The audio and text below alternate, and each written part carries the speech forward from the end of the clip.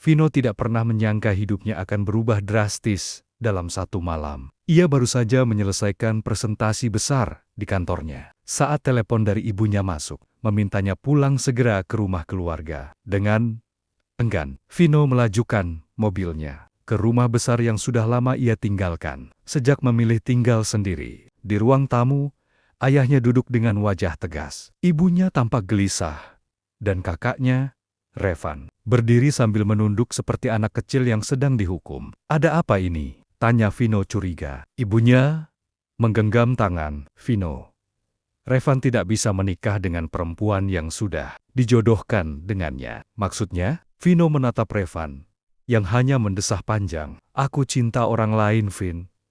Aku nggak bisa lanjut," ujar Revan. Ayah mereka langsung memotong. Suaranya tegas. "Pernikahan ini sudah dirancang lama. Hubungan keluarga kita dengan keluarga Ratri tidak boleh rusak. Lalu, kenapa aku harus peduli?" Vino bersandar, mulai kesal. "Karena kamu yang akan menggantikannya." Kalimat ayahnya itu menggelegar di kepala Vino. "Apa? Ratri perempuan baik. Dia tidak tahu soal pembatalan ini. Jika Revan mundur, kamu yang akan menggantikannya. Prosesi sudah dekat, undangan sudah tersebar. Nama keluarga kita ada di ujung tanduk." Vino tertawa sinis. "Tidak percaya. Kalian pikir aku boneka?" Ibunya memeluknya, lirih berkata, "Tolong, Vin. Lakukan ini demi keluarga. Setelah pernikahan, kamu bebas." Vino diam. Kepalanya penuh dengan pertanyaan. Siapa sebenarnya wanita bernama Ratri itu? Mengapa semua orang begitu memaksa? Ia belum tahu bahwa keputusan yang dipaksakan malam itu akan mengubah seluruh hidupnya. Hari pernikahan itu datang lebih cepat dari yang Vino harapkan. Tak ada cinta, tak ada senyum tulus darinya. Ia berdiri di pelaminan seperti patung, mengenakan jas hitam mahal. Sementara wanita di sampingnya, Ratri, tersenyum lembut. Meski jelas bisa merasakan jarak yang Vino ciptakan, Ratri tampil sederhana. Gaun putihnya tidak berlebihan, riasan wajahnya pun natural. Namun, ada sesuatu dalam tatapan matanya tenang, seolah menerima semua ini tanpa perlawanan. Vino tidak tahu harus mengaguminya atau merasa kasihan. Selama acara, Vino hanya menjawab seperlunya. Bahkan saat tamu memuji kecocokan mereka, Ratri tetap sopan, memperkenalkan diri dengan ramah, dan tak pernah menunjukkan bahwa pernikahan itu bukan pilihannya. Malam pertama mereka bukan kisah romantis seperti di film. Vino memilih tidur di sofa kamar hotel. Sementara Ratri hanya berkata, "Kalau kamu butuh waktu, aku mengerti." Vino menatapnya tajam. "Jangan berharap banyak dariku. Aku menikah karena paksaan, bukan karena cinta." Ratri hanya mengangguk, tanpa membalas dengan kata-kata menyakitkan. "Aku tahu," jawabnya pelan. Hari-hari setelah pernikahan pun tak jauh berbeda. Vino kembali bekerja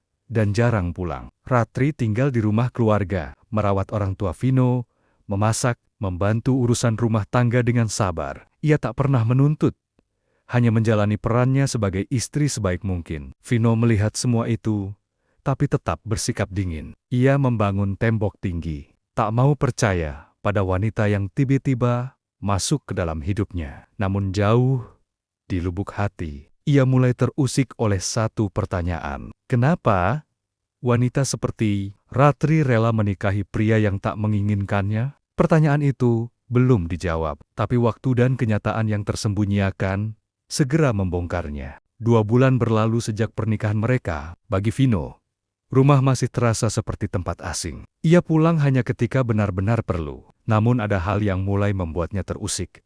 Ketenangan Ratri. Wanita itu tetap sabar. Ia tak pernah bertanya kemana Vino pergi. Tak pernah menangis atau marah karena sikap dinginnya. Ia hanya menjalani hari demi hari dengan kesederhanaan, yang sama seperti saat mereka pertama kali bertemu. Sampai suatu hari, ketika Vino harus menghadiri sebuah acara bisnis, mewakili perusahaan ayahnya. Ia nyaris menolak sampai sang ibu menyarankan bahwa Ratri orang-orang penting akan hadir. "Istrimu akan membuat kesan baik." Dengan malas Vino mengajak Ratri.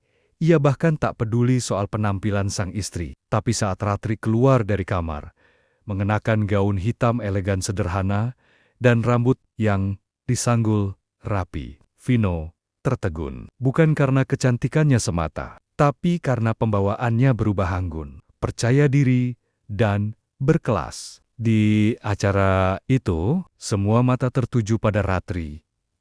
Ia berbicara fasih dengan para tamu penting, termasuk pengusaha dan investor senior. Bahkan salah satu direktur sebuah bank besar tampak sangat akrab dengannya. "Kamu kenal Pak Hendra?" tanya Vino, heran. Ratri tersenyum singkat. "Aku pernah kerja sama dengannya di Yayasan Keluarga." "Keluarga siapa?" Ratri hanya berkata pelan, "Keluarga Sentosa." Vino tercekat.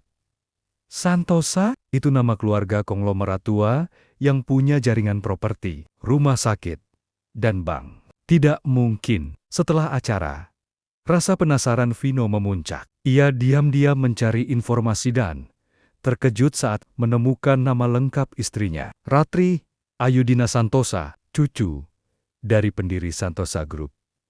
Pewaris utama yang selama ini hidup jauh dari sorotan. "Kenapa kamu tidak bilang dari awal?" tanyanya malam itu.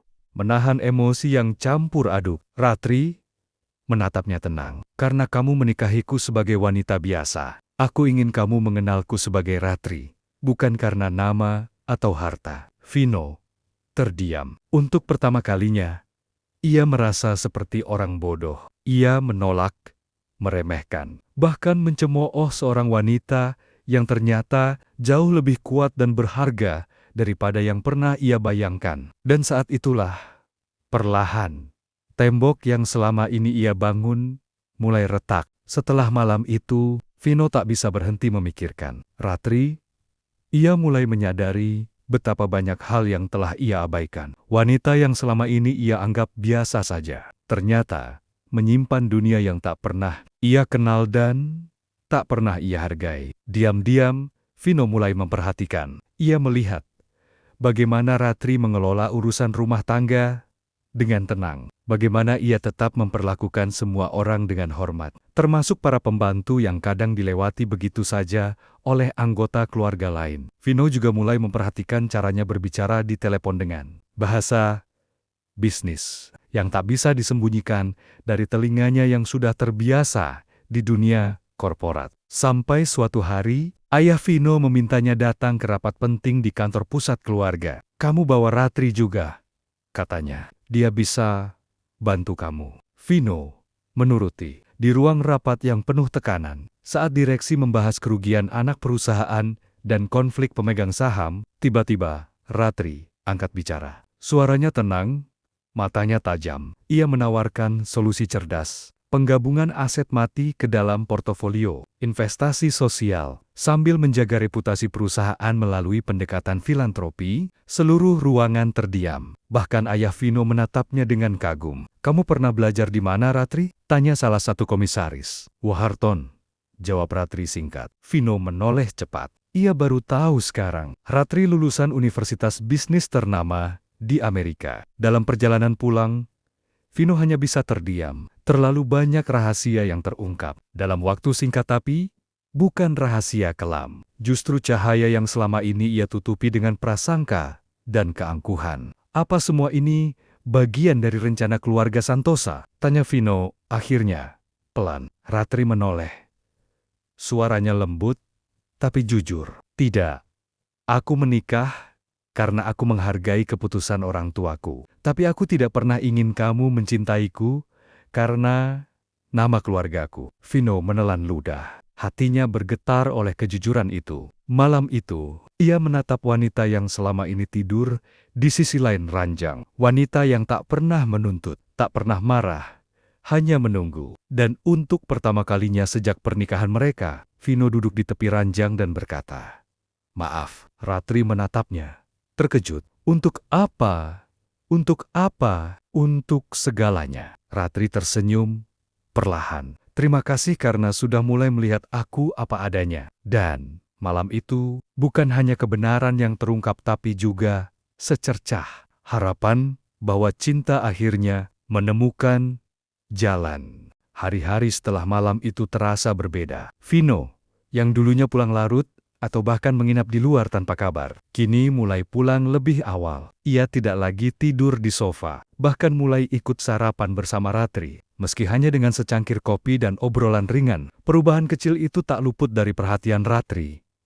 Tapi ia tak menuntut lebih. Ia hanya membalas setiap usaha Vino dengan senyum hangat, seolah tahu bahwa perubahan hati tidak terjadi dalam semalam. Suatu malam, Ratri jatuh sakit. Demam tinggi membuatnya lemah tak berdaya. Vino, yang biasanya akan menyerahkan urusan seperti itu pada asisten rumah tangga, kini panik. Ia sendiri yang membawakan air, memeriksa suhu, dan bahkan duduk di tepi ranjang semalaman, memastikan istrinya tidak sendirian. "Kenapa kamu repot-repot?" tanya Ratri dengan suara lemah. Vino menggenggam tangannya. "Karena kamu penting. Lebih dari yang pernah aku sadari." Itulah pertama kalinya ia mengaku, walau belum sepenuhnya menyebut itu cinta. Beberapa minggu kemudian, Vino mengajak Ratri makan malam di luar bukan karena formalitas, tapi karena keinginannya sendiri. Ia ingin mengenal istrinya lebih dalam. Di restoran itu, mereka bicara tentang hal-hal sepele,